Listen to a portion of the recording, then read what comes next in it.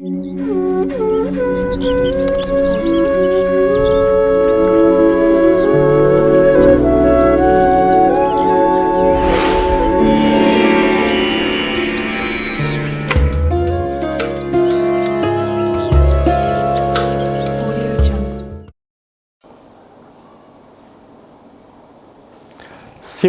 వారికి రాజ్యస్థానంలో గురుమంగళ యోగం సంచారం చేయనప్పుడు ఎలాంటి ఫలితాలు ఉంటాయో ఈ వీడియోలో సవివరంగా సంపూర్ణంగా తెలుసుకుందాం. సింహరాశిలో ఏ నక్షత్రాలు వస్తాయనగా మఖా నక్షత్రంలోని 4 పాదాలు, పుబ్బా నక్షత్రంలో 4 పాదాలు, ఉత్తరా నక్షత్రంలోని 1 పాదం కలిపితే సింహరాశి అవ్వడం జరుగుతుంది. చాలామందికి పుట్టినటువంటి కాల సమయంలో డేటా బర్త్లు లేనటువంటి కారణం వలన పేరు యొక్క మొదటి అక్షరాన్ని అనుసరిస్తూ ఆ రాశిని తెలుసుకునే ప్రయత్నం చేద్దాం.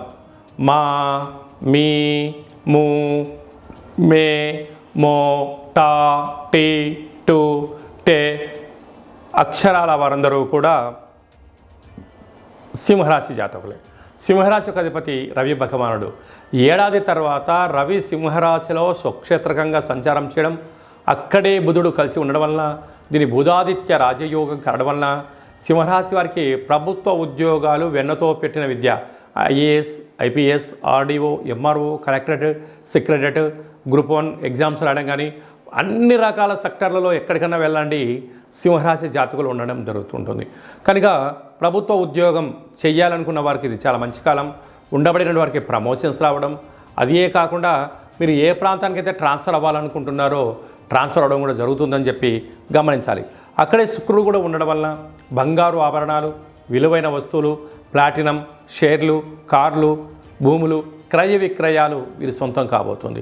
అలాగే 2వ స్థానంలో కేతు సంచార స్థితి ఉండడం వల్ల కాకపోతే ఓపిక, పట్టుదల, సహనం అవసరం అని చెప్పి గుర్తుపెట్టుకోవాలి.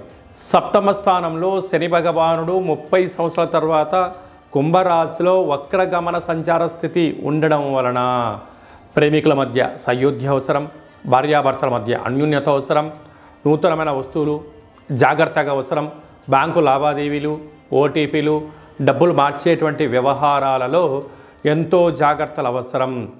సినిమా రంగాలు, రాజకీయాలు, చలనచిత్ర పరిశ్రమ, యూట్యూబ్, వాట్సాప్, ఫేస్బుక్లో క్రియేటివిటీ రంగాలుగా ఉండబడిన వారందరికీ చాలా ఉజ్వలమైన అవార్డ్స్, రికార్డ్స్ను మీ సొంతం చేసుకోబోతున్నారని చెప్పి గమనించాలి. అష్టమంలో రాహు సంచార స్థితి ఉండడం వలన కనుక మీ జన్మ నక్షత్రం రోజున పూర్ణిమ, అమావాస్య తిథులు ఎందున దూరావాయు జల ప్రయాణాలు పెట్టుకోవద్దు.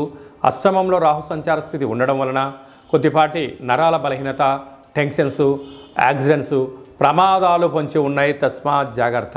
12 సంవత్సరాల తర్వాత వృషభ రాశిలో కుజుడుతో కూడుకున్న దేవగురు బృహస్పతి సంచారం చేయడం అనేది చాలా యోగదాయకం.